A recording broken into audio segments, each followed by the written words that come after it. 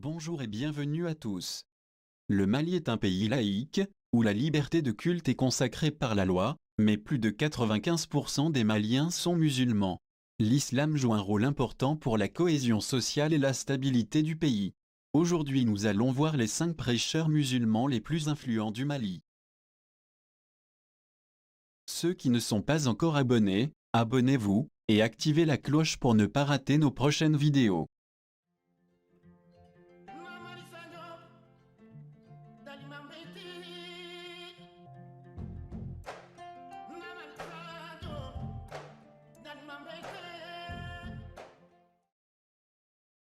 Numéro 5. Chouaila Beyeya Idara. Fils d'un grand prêcheur et imam de renommée, il est le digne représentant des chiites au Mali, une branche de la religion musulmane. Il reste le guide et le président de l'association Hizbut Rahman sur toute l'étendue du territoire malien. Chouaila Beyeya est un partisan de la paix et de la cohésion sociale, comme l'indique la religion musulmane. Ce jeune leader réussit à faire du monde autour de lui, à travers sa philosophie et sa conception de l'islam en peu d'années. Grâce à lui, le chiisme au Mali a fait sa naissance grandissante et une ascension fulgurante dans le pays. Son influence est énorme, il est le fondateur de Zahara TV.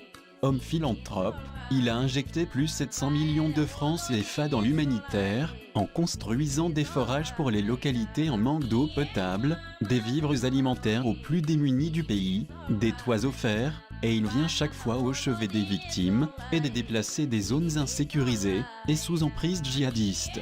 Il porte le flambeau de la religion musulmane partout où il se trouve, et représente le Mali dans plusieurs grandes conférences internationales. Malgré son attachement à sa religion, il reste l'un des leaders les plus persécutés sur les réseaux sociaux, et reçoit des calomnies fortes sur sa personne. Mais reste cependant sur sa ligne de pensée.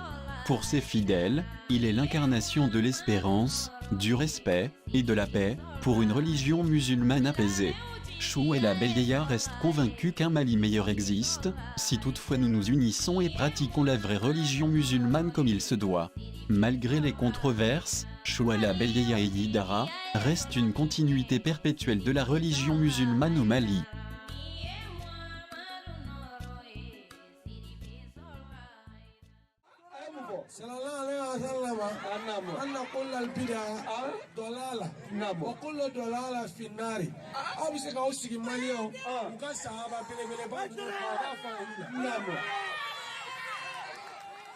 Numéro 4, Cheikh Oumar Sédou Koulibaly, dit Faroukou. Cheikh Oumar Sédou Koulibaly, dit Faroukou, âgé de seulement 33 ans, il fait ses preuves depuis plusieurs années. Il rapporte la parole de Dieu. Du coup, son ascension fulgurante et sa notoriété ne cessent de drainer les foules à ses côtés lors de ses différents prêches. Puisqu'il ne mélange pas le prêche et la promotion des produits mystiques. Né à Chiela, commune rurale de Chi, cercle de sang, région de Ségou, Cheikh Oumar Sédou Koulibaly est aujourd'hui âgé de 33 ans. Après la mort de sa mère, que la terre lui soit légère, Cheikh Oumar Sédou Koulibaly avait seulement 1 an. Son père l'inscrit dans une école coranique de la place. Son père mourut plus tôt que prévu, Cheikh Oumar fréquentait en ce moment la 6e année, il a dû surmonter beaucoup d'épreuves pour être là où il est aujourd'hui. Selon lui, tout le monde est musulman au Mali, mais peu d'entre nous s'adonnent à la vraie pratique de la religion du fils d'Abdallah, paix et salut sur lui. Le Malien fait semblant d'être musulman, mais la réalité selon Faroukou est tout autre. Faroukou estime que si dans notre pays, avec nos difficultés, nous souhaitons la paix, la concorde et une fin conduisant au paradis, alors il nous faut un changement de comportement rapide, sinon rien n'est possible. Selon lui, le musulman malien est capable de ce que le Bamanan, qui n'a jamais connu d'autre religion que celle qu'il a héritée de ses ancêtres, c'est-à-dire l'animisme, ne ferait jamais, n'accepterait jamais. Aux yeux du jeune prêcheur, le vieux Bamanan animiste est 1000 fois mieux que le musulman, qui passe tout son temps dans la mosquée, mais qui est totalement infidèle. Cheikh Oumar Sédou Koulibaly ne parle que du prophète Mohammed, paix et salut sur lui, de la mort, Du séjour dans la tombe, le seul et unique titre foncier pour lequel le musulman malien ne mène aucune bataille pour y accéder, lorsqu'il ne sera plus de ce monde de perversion, d'hypocrisie, d'adultère, de mensonges, d'égoïsme et de délation. Faroukou s'insurge contre nos comportements, nos habitudes et nos quotidiens de croyants. Mécréants et hypocrites, peu d'entre nous selon lui, auront la chance d'accéder au paradis. Pour Faroukou, le jeune leader de l'association Hikmal Din Islam, domicilié à Bakodji Koroni ACI, le Malien est passé à côté de la plaque. Nos comportements au quotidien, notre pratique de l'islam ne correspondent pas aux exigences de la religion, et tous ceux-ci sont de signes qui nous éloignent de la grâce divine, du pardon divin et du paradis.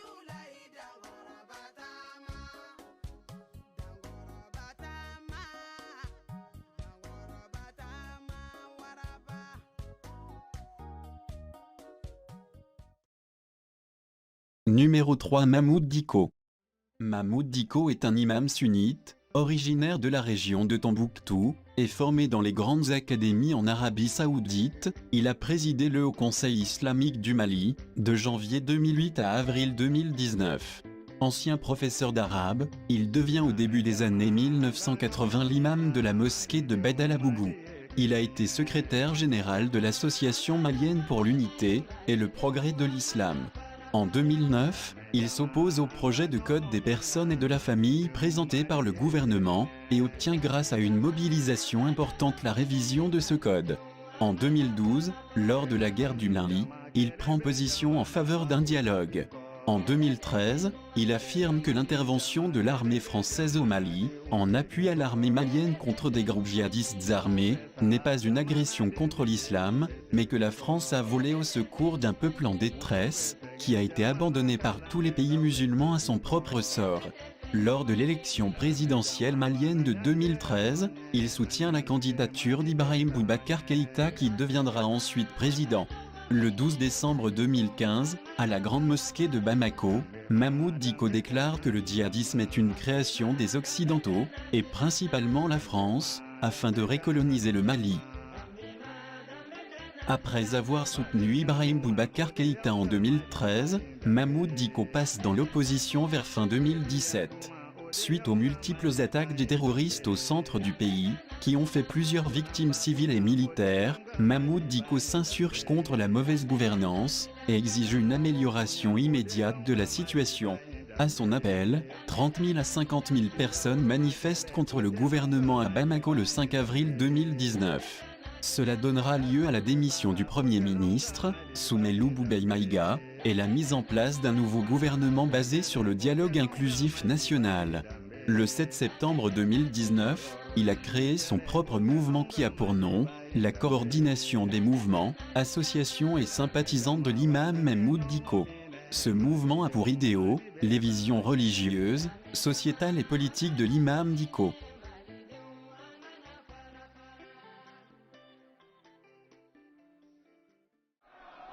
Oui, parce que nous ne kɛra sababu ye bi k'anw ka jamana ka hɔrɔnya k'a bɔsi a la ka jamana in di a ɲinibaw ma olu ka se ka sigi an ka jamana kɔnɔ. Il y a un processus de recolonisation de ce pays. Numéro 2, Chérif Ousmane Madani Eyidara. Chérif Ousmane Madani Eyidara est né le 12 mai 1955 à Tamani, dans la région de Ségou. Il prêche en langue bambara, une langue parlée dans plus de 6 pays d'Afrique de l'Ouest, d'où provient la majorité de ses fidèles. D'origine chérifienne, c'est-à-dire descendant du prophète Mohammed paix et salut sur lui, son père est Mohamed El Madani Eyidara, et sa mère Massitan Traoré. Il est communément appelé Eyidara, ou Bani, ou même Oulibaly qui signifie « celui qu'on ne peut contredire », car tout ce qu'il dit provient du Coran et des hadiths. Il ne possède pas une autre torika, ses enseignements se basant uniquement sur le Coran et les hadiths. Son père n'avait eu qu'une fille qui est décédée à bas âge. Son père a fait plus de 10 ans après ce décès sans enfant. Il était un musulman pieux et sincère. Il a donc pris l'engagement entre lui et Dieu, que si Dieu lui donne un enfant, il le sacrifiera dans le sentier d'Allah. C'est cet enfant qui fut Chérif Ousmane Madane Guidara. Chérif Ousmane Madane Guidara fut d'abord inscrit à l'école française, ensuite son père l'a enlevé pour le mettre dans une école coranique à Ségou. Pour son père, c'est le seul moyen d'honorer son engagement envers Dieu. C'est ainsi qu'il fut inscrit au célèbre établissement de Sa'a Touré, un établissement connu à cette époque pour la diffusion des enseignements islamiques de haut niveau. Puis ses fidèles ont eu l'idée de créer une association pour l'aider à véhiculer son enseignement. Au début, il s'était proclamé « Ton de Haïdara », mais c'est lui-même qui va proposer en Sardine comme nom de l'association. En Sardine est devenue peu à peu une institution par le nombre de personnes qui la composent et le nombre de pays d'implantation. En 2002, il devient vice-président du Haut Conseil islamique malien, qui sert d'interface entre les communautés musulmanes et le pouvoir.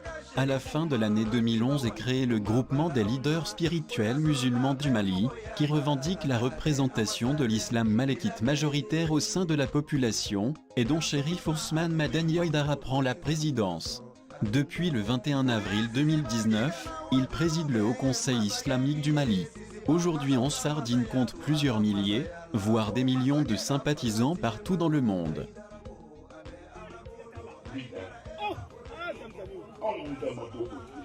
Mais après nous la doit là, on est malien on est, on fait maintenant Mali kono, mais ba na ti. Et puis on y a de la yani. Ola ni wal ko kuma ko ko yi dara voilà. Ngon salu bien. Alors on vous tend les enfants Mali comme dit le gros. Attention. Mais il y a que la même réunion Java.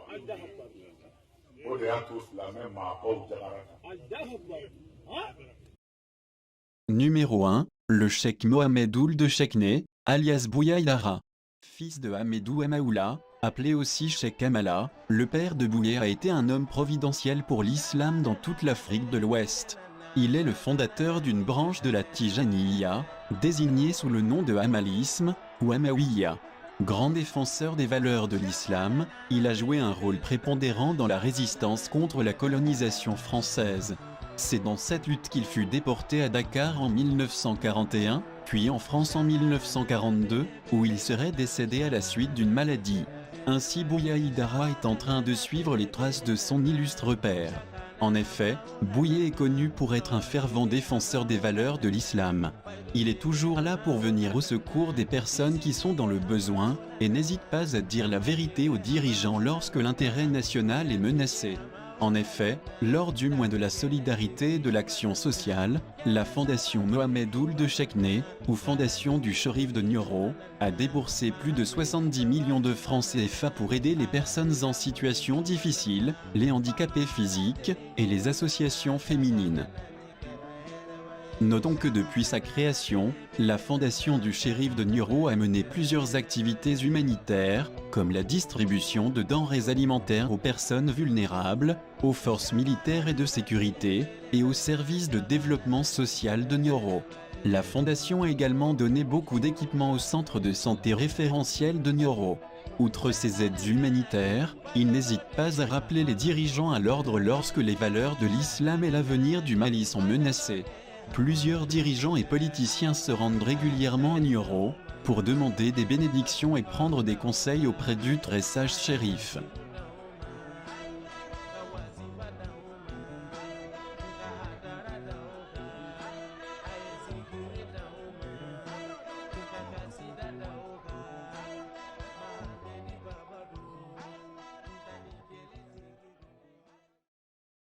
Voilà les amis, c'est tout pour aujourd'hui. N'hésitez pas à liker et partager la vidéo, si elle vous a plu. Donnez votre avis dans les commentaires, et abonnez-vous pour ne pas rater nos prochaines vidéos.